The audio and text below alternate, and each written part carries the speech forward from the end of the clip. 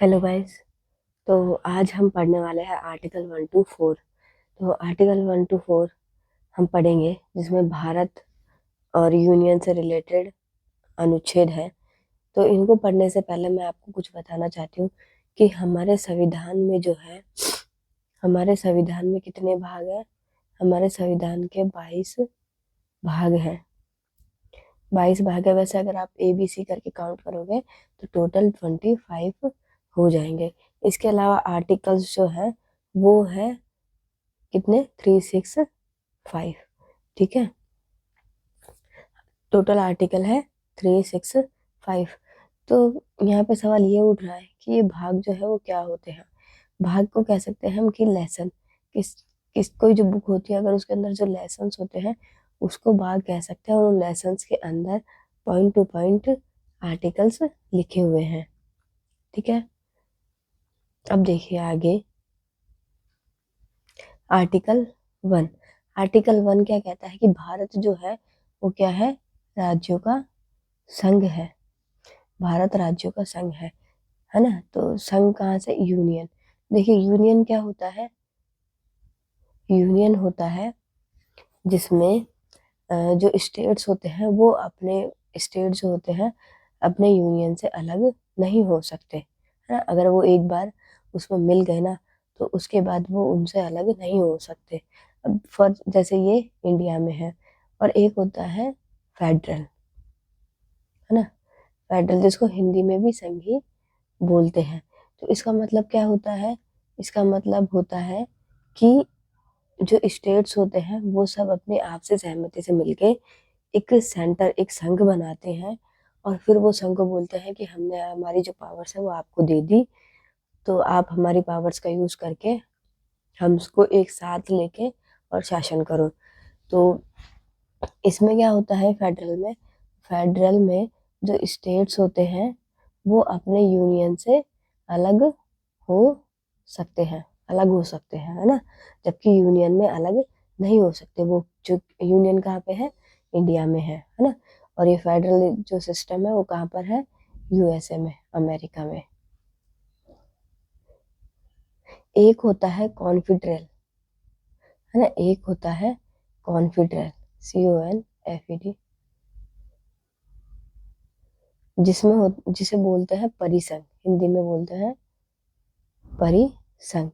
इसमें क्या होता है कि इसमें स्टेट्स होते हैं, जो सारे स्टेट्स होते हैं वो अपनी थोड़ी थोड़ी शक्तियां संघ को दे देते हैं, है ना। संघ को देने के बाद बोलते हैं कि हमने हमारी जो शक्तियां हैं वो दे दी है थोड़ी थोड़ी करके, अब आप हम पे रूल कीजिए।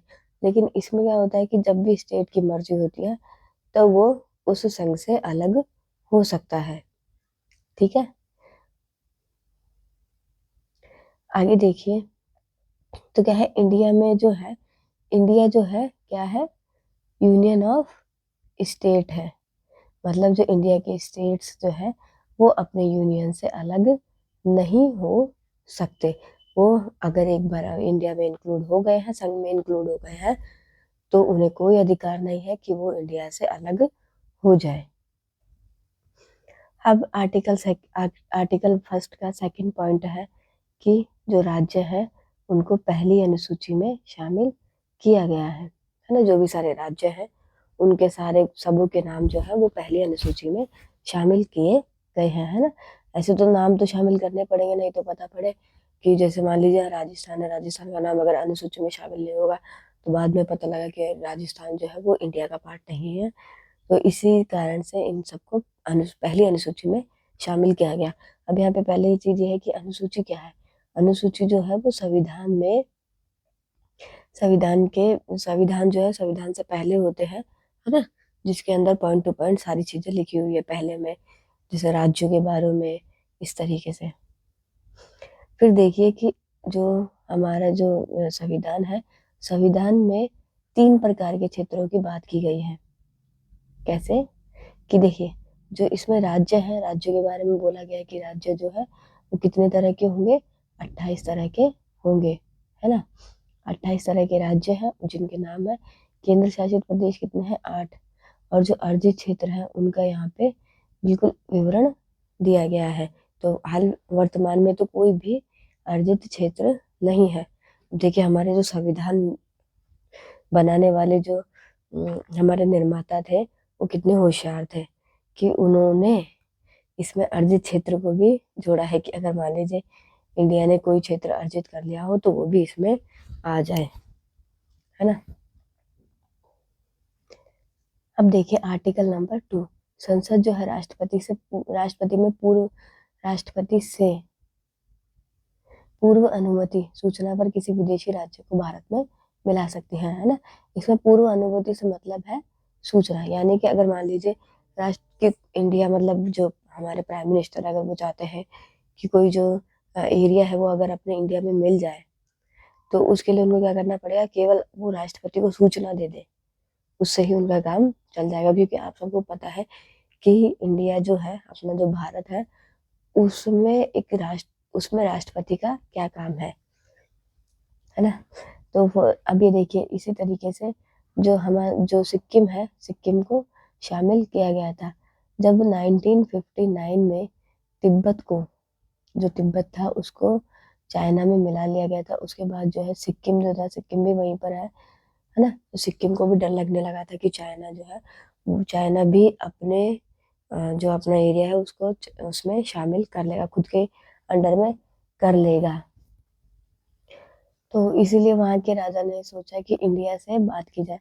तो इंडिया से उन लोगों ने बात करी तो इंडिया ने कहा कि हाँ हम है ना, आपको पूरी स्वतंत्रता दी जाएगी, आप जैसे चाहो वैसे इंडिया में रह सकते हो, है ना। तो क्या हुआ कि उन्होंने पहले सिक्किम सहराज्य बन के देखा, मतलब कि जैसे स्टेट रहता है ऐसा कोऑर्डिनेट सिक्किम को राज्य बनाया गया। फिर उसको सही लगा कि हाँ चलो इंडिया में स्टेट्स के साथ ऐसे होता है ऐसे होता है। तो फिर हमारे संविधान में 36वां संशोधन करके सिक्किम को 22वां राज्य घोषित कर दिया गया। आगे देखिए आर्टिकल थर्ड क्या कहता है कि संसद राष्ट्रपति के पूर्व अनुमति से भारत के किसी भी राज्य का नाम, सीमा, क्षेत्र में परिवर्तन कर सकती है। अब देखिए पहले आर्टिकल में क्या था कि राज्यों के नाम, है ना, पहले राज्यों के नाम, फिर उसके बाद क्या है कि किसी भी जो देश है, कोई भी जो एरिया है उसको अपने अंदर मिला सकते हैं। अब थर्ड में जब वो अपने अंदर आ ही गया तो उसका नाम, सीमा, क्षेत्र हम कुछ भी परिवर्तन कर सकते हैं क्योंकि वो तो अब हमारे अंडर में आ गया। तो देखिए जो संसद है वो राष्ट्रपति के साधारण बहुमत से, है ना, साधारण बहुमत से नाम, सीमा और क्षेत्र इन तीनों में परिवर्तन कर सकते हैं। साधारण बहुमत में कितना चाहिए होगा, 50%, मतलब कि 273 वोट चाहिए होंगे केवल। 273 वोट से ही कोई भी स्टेट का नाम, क्षेत्र सब चेंज हो जाएगा। तो अब आता है बेरूवाड़ी संघ 1960। इसमें क्या था, देखिए इसमें था बेरूवाड़ी करके एक जगह है पश्चिम बंगाल में, जलपाईगुड़ी जिले के अंदर, है ना। तो उसमें क्या था कि जो रेड क्लिफ थे उन्होंने सीमाओं का बंटवारा किया था, तो वो बेरूवाड़ी को लिखना भूल गए थे कि ये भारत में होगा या पूर्वी पाकिस्तान में होगा, जो कि वर्तमान में बांग्लादेश है। तो बेरूवाड़ी के जो लोग थे वो मोस्टली सारे क्या थे, मुस्लिम थे। तो पूर्वी पाकिस्तान ने कहा कि बेरूवाड़ी जो है उसको तो पाकिस्तान का पार्ट होना चाहिए।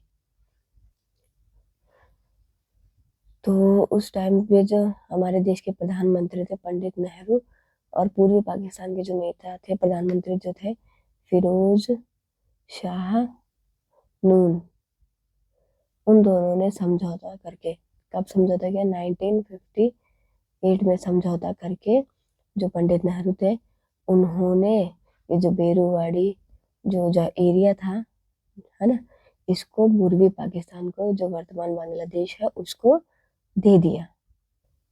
अब देने के बाद क्या हुआ, देने के बाद जो हमारे देश के वर्तमान राष्ट्रपति थे राजेंद्र प्रसाद, उन्होंने सुप्रीम कोर्ट में वाद दायर किया कि क्या ऐसा किया जा सकता है बिना पार्लियामेंट की परमिशन के। तब इस मामले में सुप्रीम कोर्ट का डिसीजन आया कि अगर किसी एरिया को ऐसे देना है तो उसके लिए आपको संसद में संशोधन करना होगा। संशोधन करना होगा, या तो आपको आर्टिकल 3 में संविधान संशोधन करना होगा, या फिर आपको हर बार जब आप एरिया दोगे तब आपको संशोधन करना होगा, संविधान संशोधन लाना होगा। और इसके अलावा इसमें कहा कि जो प्रस्तावना है, जो प्रियम्बल है, वो संविधान का भाग नहीं है। हालांकि जब 1973 में केशवानंद भारती केस का मुकदमा जब होता है, उसमें डिसीजन आता है कि प्रस्तावना जो है वो भी संविधान का भाग है ना। उसको अपन बाद में पढ़ेंगे। अब देखिए आर्टिकल 4 क्या कहता है कि अनुच्छेद 2 और 3 के संशोधन को आर्टिकल 368 के बाहर रखा गया है कि जो अगर मान लीजिए अपन को किसी विदेशी राज्य को अंतर मिलाना है और अपन को किसी जो अपने स्टेट्स है उनके नाम, सीमा, क्षेत्र में परिवर्तन करना है, तो वो सब जो है वो आर्टिकल 368 के बाहर है। मतलब जो 368 के अकॉर्डिंग जो संविधान संशोधन होते हैं उससे बाहर है ना, उसके अकॉर्डिंग नहीं होंगे। तो इसमें क्या कहा है कि 50% बहुमत के साथ किसी भी राज्य के नाम, सीमा, क्षेत्र में परिवर्तन कर सकते हैं। 50% का मतलब है 273 सदस्य, है ना। और जब अगर वो जो विधेयक अगर पास हो जाता है तो उसके बाद उसको राष्ट्रपति जरूर साइन करेगा, राष्ट्रपति बाध्य होगा साइन करने के लिए। उसको आवश्यक है कि वो साइन करे, वो उसे वापस नहीं लौटा सकता, है ना। तो इससे क्या है कि अनुसूची 1 और 4 भी प्रभावित होंगे। अब अनुसूची 1 में जो है उसमें क्या है कि स्टेट्स के नाम है ना। अनुसूची 4 में क्या है, जो राज्यसभा की सीटें हैं उनका आवंटन किया गया, उनका बंटवारा किया गया है ना। जब अगर मान लीजिए स्टेट की जो एरिया वगैरह है लंबा होगा कि चौड़ा, मतलब उसका परिवर्तन होगा, है ना, सीमा का, तो फिर जो सीटें हैं वो सीटें भी बदलेगी, सीटें कम ज़्यादा होंगी, तो वो सीटें भी फिर डिसाइडेड होंगी, है ना। तो इससे क्या है कि वो जो अनुसूची 4 है उस पर भी इफेक्ट पड़ेगा, है ना। अगर वहाँ पर सीटें बढ़ती हैं तो अनुसूची में वो सीटों को इंक्लूड करना पड़ेगा, शामिल करना पड़ेगा, यहाँ पर भी तो एंट्री होगी ना। तो इसी तरीके से, तो अगर आपको ये वीडियो अच्छा लगा हो तो प्लीज़ लाइक करना, शेयर करना और चैनल को सब्सक्राइब करना मत भूलना।